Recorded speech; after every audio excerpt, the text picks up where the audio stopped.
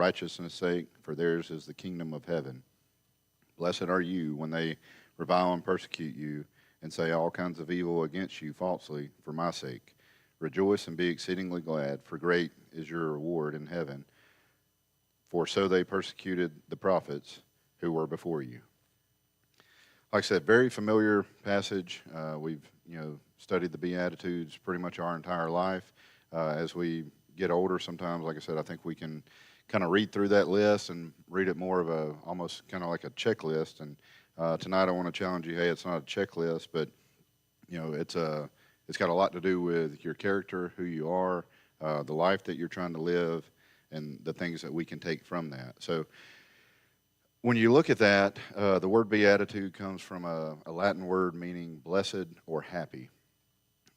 And Jesus here he's not talking about, physical happiness necessarily or worldly happiness.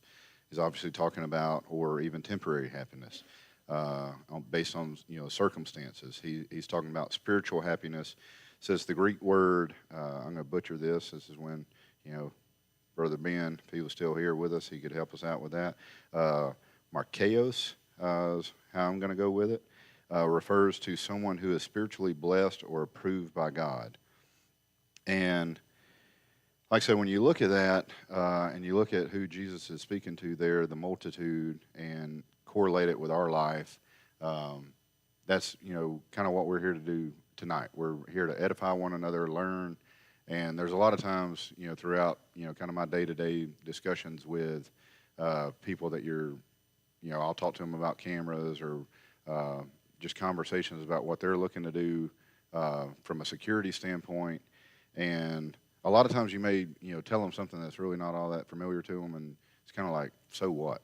Like Bruce could tell me a lot of features and things, about a truck, and I might eventually be like, well, so what, Bruce? Like, how does that apply to me, right? Like, why does that matter?